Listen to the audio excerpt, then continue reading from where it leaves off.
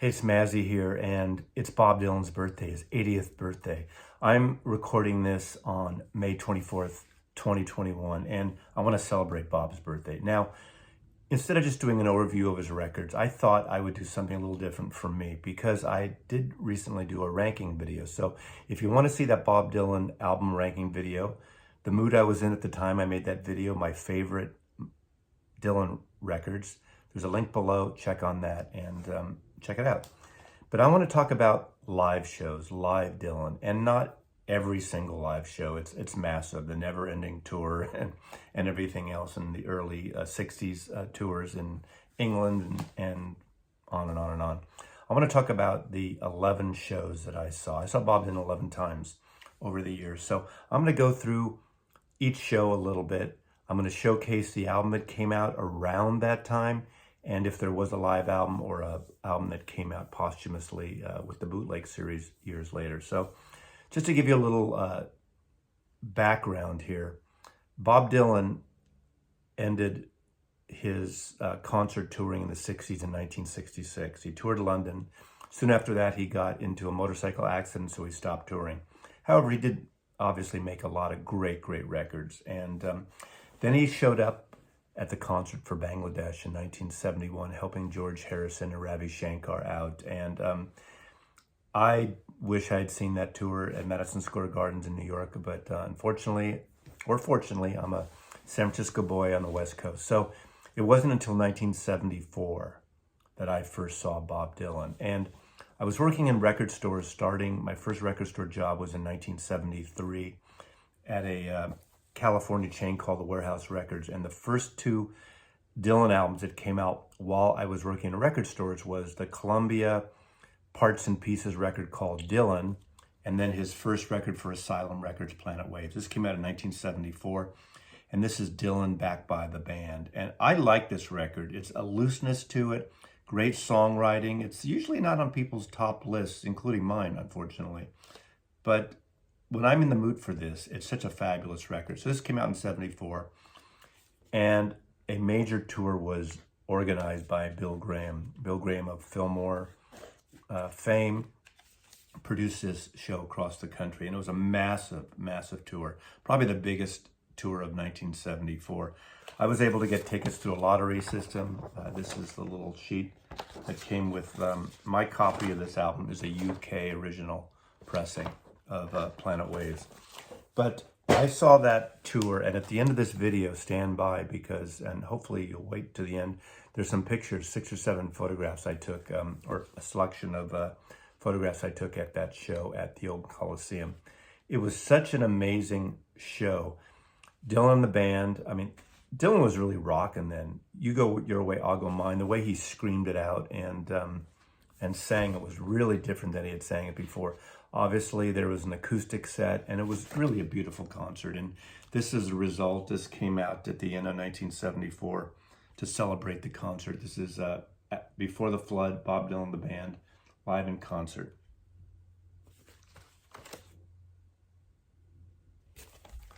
Really great. I can't even tell you, in 1974, I was 20 years old, how amazing it was to see Bob Dylan live. I mean, he was an iconic figure. He was one of the big, three, the Stones, the Beatles, and Dylan. And didn't see the Beatles, but I did see the Stones 3 times already by then. But seeing Dylan was just amazing. And it actually looked like this. This is the first time I remember all the lighters, the people holding the lighters. Obviously it became a staple in the 60s when people could smoke pot at shows, and at least on the West Coast, you weren't getting busted by smoking a joint at these shows. But pretty fantastic sight, being in the audience, and I just thought it was great. So Bob Dylan, the band, 1974. 1975, this album came out, Bob Dylan, Desire. Obviously, the lead-off single was Hurricane, about Hurricane Carter. And I got to see the Hard Rain tour. As a result, this was the live album that came out in 1976, I believe. Yeah. This is Dylan at his punkiest in a way. This is the Dylan who had pancake white face throughout the tour. This is Dylan and Joan Baez and Roger McGuinn and Ramon Jack Elliott and T-Bone Burnett, and part of what was the Alpha Band with T-Bone Burnett then. Mick Ronson, did I say Mick Ronson? It was an amazing, it was like a circus. It was like a circus on the road. And I was very fortunate enough, just lucky enough to see that show. Promo I got, this is my, again, during my record store days. And for a while I didn't love this live album, but now it's one of my favorite because it's got an edge to it. It's very powerful and it's really great. But just recently, a couple years ago, this came out. This is from the Bootleg series. This is Bob Dylan Live 1975, the Rolling Thunder Revue. And when you hear all the versions, for instance, of Dylan doing Hurricane, he makes that a whole different thing. That the power, the intensity of the live versions, it's beautiful. It's great. It's better than I remember it. I mean, it was great live, and the duets with Joan Baez, and it's really, really good. So I highly recommend this set. This is a vinyl set. There's also a CD set, but great, great, great stuff. The Rolling Thunder Revue, Bob Dylan.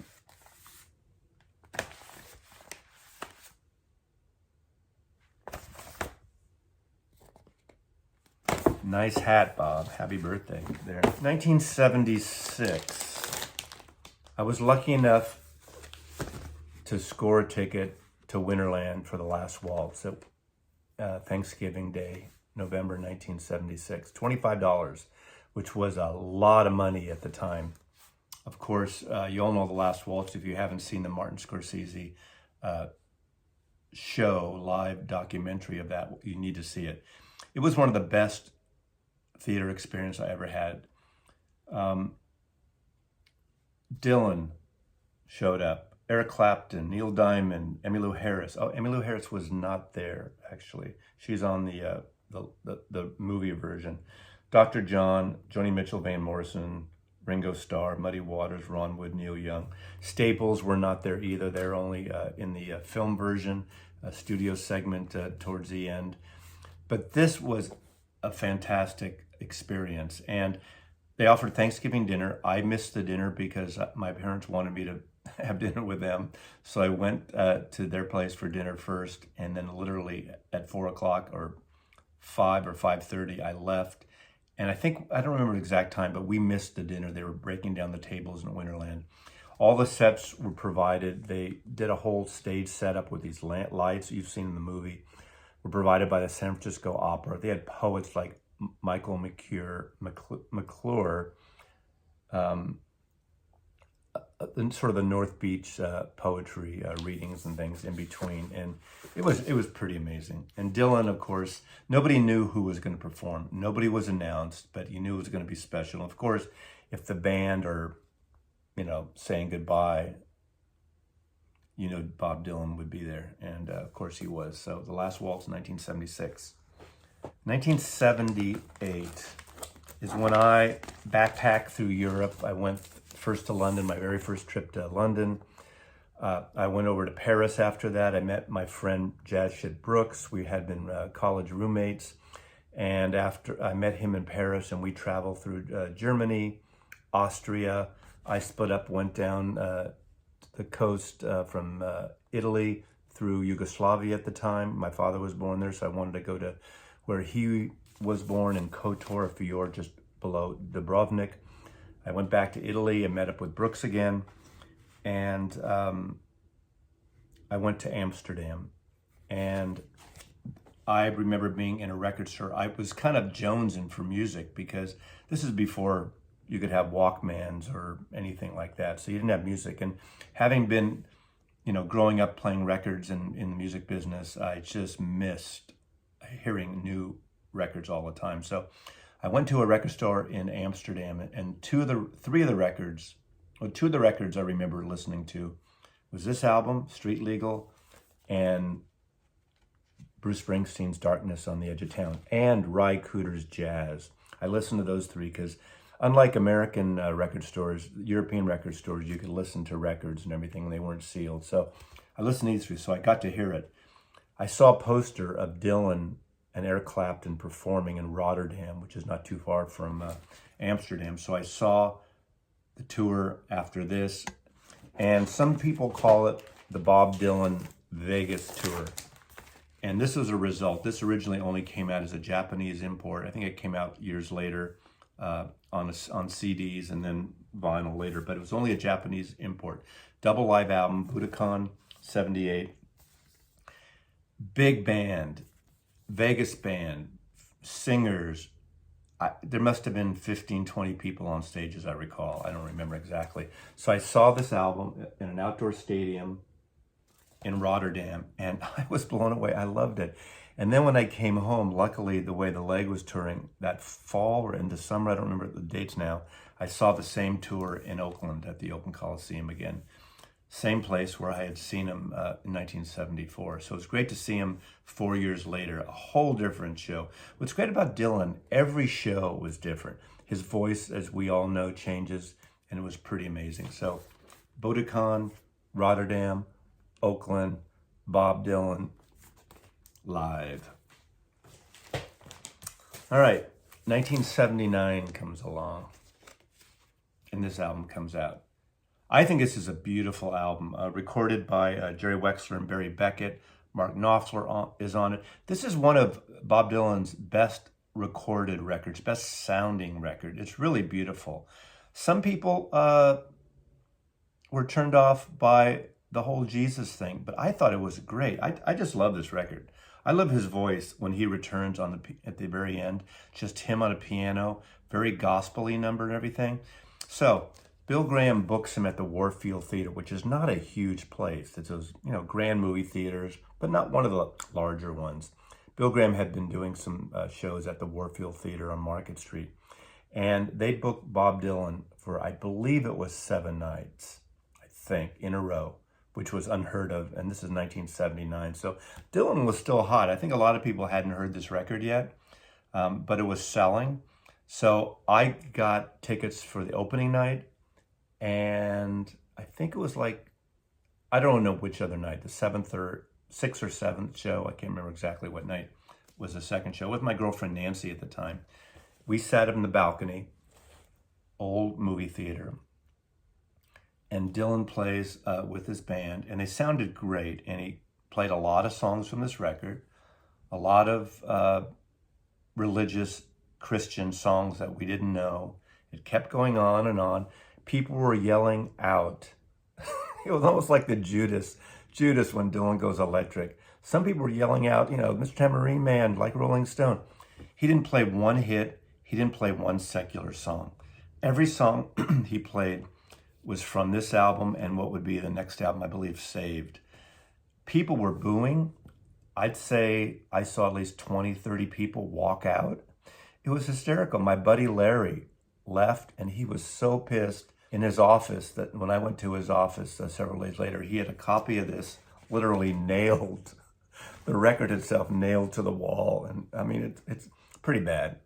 But I thought it was hysterical, and I loved the show.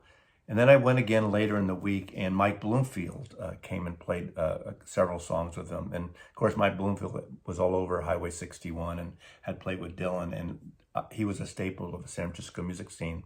I'd seen him many times at Winterland. But it was really interesting. But looking back on it, as much as I liked it, I didn't remember the live music being so great. Now, remember, when I saw him, it was early on the tour. But not long ago, this came out on the bootleg series. And this is Trouble No More, the bootleg series, 1979 and 1981. So he did basically 2 years with gospel singers, with his band. And this live album is fantastic. And I realized how tight they got and how better they got. And to me, this gives a whole new take on what I call the Jesus years, the Christianity years. Of course, after these 3 years, he would convert back to Judaism, and his son was bar mitzvahed in Jerusalem at the Wailing Wall. But there's so much packed in this. It's such intensity. There's so much passion. I got to respect Bob Dylan on this. And I tell you, I'm so glad I saw a couple of these shows. I wish I had seen them later when the band was tighter and more together, but fantastic. This live set on CD or vinyl is spectacular. From 1979 to 1981. And I'm so happy I saw him in 1979. Dylan played a handful of shows. I think he only played a half a dozen cities, and that was Bob Dylan and the Dead. Now, I went to see them at Oakland. Dylan, and I'm a big Dead fan. I wouldn't say I'm a Deadhead, but I've seen the Dead 30 times. But it was like from 68 till about 89. So, of course, I had to see the Dead. The Dead opened up, they did a set, and then the Dead backed up Dylan. I want to say that I didn't love the show. It was interesting. It was great seeing Dylan and the Dead together. Then I remember getting this CD when it came out. I never got the vinyl copy of this record, but I got this. And I thought this was the biggest fucking piece of shit that I ever heard. To this, I tried playing this again recently. I know people like this record, but I think this is terrible. I don't think they were a good match. I know Dylan did a whole tour with Tom Petty. I didn't see that tour. I kind of wish I had. But Dylan the Dead doesn't work for me. But I did see them in 1987. This is the record that he had put out just before the Dylan the Dead tour. Down in the Groove. Silvio's a great song, very catchy song. So I do like this record, but it's an unremarkable album on the whole. And I think a lot of people just pass this record up. With hype sticker, no doubt. 1988 Rock and Roll Hall of Fame inductee, Bob Dylan. Of course he would be in the Hall of Fame. Okay, now let me just do a brief thing of the Never Ending Tour. Basically, it's what it sounds like. Dylan just has been touring forever. I don't know, something like, 150 shows a year? For almost every year, Europe, Australia, North America, a lot. So in 2005, I decided it was time to see Dylan again. This album had just come out. Dylan started doing some cool albums, self-produced. This is Love and Theft. Really, really good record. His whole vibe changed. And he brought it basically in-house. Instead of using all these different producers that would try to change his sound, and which is nothing wrong with that. That's how, it works in making these records. But these were produced by Jack Frost. Jack Frost is Bob Dylan that's his production name, Jack Frost. Always the cool hat. Always the cool hat on these tours. This album came out and it's fantastic. I went to see him at the Paramount Theater in 2005. And it was October 2005. The opening act was Merle Haggard. I love Merle Haggard. I hadn't seen Merle Haggard since his show at the Circle Star Theater, just south of San Francisco in the mid, I think, 76 or 77. And I love Merle Haggard. He was okay. He was a little kind of off as an opening act. It was Merle Haggard and the Strangers. But Dylan was great. I loved it. His voice obviously had been changed since the 70s, and, but this album had come out. I don't remember him doing any songs from this album. The thing about the Never Ending Tour, he would put in songs from these later records, but he would rework all his songs to the point where a lot of his standards and his popular songs were unrecognizable. Sometimes he would stand on the side of the stage, just facing the musicians on a keyboard, not even playing the guitar most of the time. But anyway, it was an interesting show.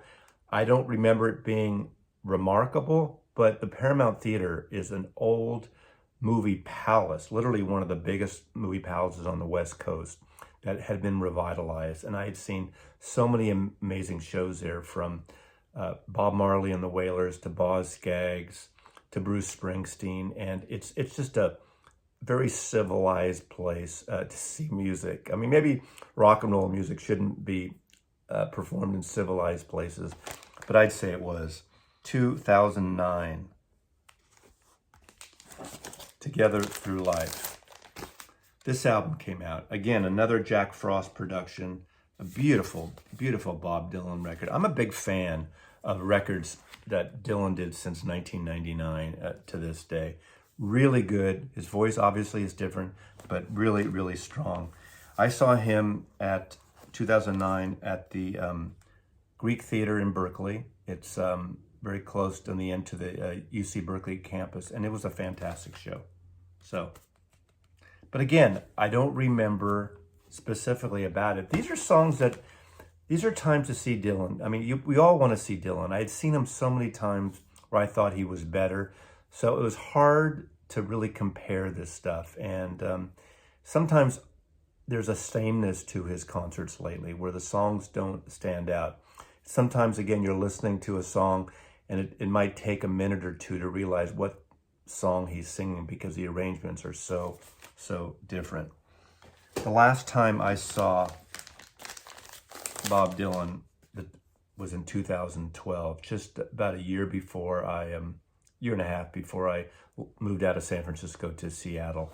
And that was at the Bill Graham Civic Auditorium. And I had seen him, I think there's one missing Civic Auditorium show here because I know I saw him multiple times there. And the Civic Auditorium in San Francisco is right by City Hall, right near the Opera House, near the Symphony Center. And it's not a great sounding venue. It's kind of a big open place. It was renamed the Bill Graham Civic Auditorium after Bill Graham passed away. He used to produce some shows there occasionally. As back as the 60s, I think the band and the Kinks played there in the late 60s. But I never loved the sound there. I know they kind of worked on it and everything, but I went there several times. I think I saw Dylan 2 or 3 times there. So I might be missing a tour here. But this album came out, Tempest, another really great self-produced Jack Frost album. But Dylan was really good that time. On the tour with him was Mark Knopfler, guitar player from the Dire Straits. And I think it kind of pushed him a little more than his own band. It was someone, I wouldn't say as an equal, but someone who sort of, you bring a guest in and you perform better with that guest, aside from just the same band he had been touring on the Never Ending Tour. I really like that. That was the last time I saw Bob Dylan, 2012. I don't think I need to see him again. I don't think, but if you have a chance to see Bob Dylan, and if you've never seen Bob Dylan, I highly suggest you get to see him if he starts touring again. 80 years old. Happy birthday, Bob. Again, check out the other Dylan videos I've done below. But this is just a personal take on the 11 or 12 times that I saw Dylan live since 1974. So, 47 years of Bob Dylan live is, I just feel, I'm blessed. And I'm so happy that I was able to see him through his changes as well. So thanks. Happy birthday, Bob. 80 years old. Mazzy loves you.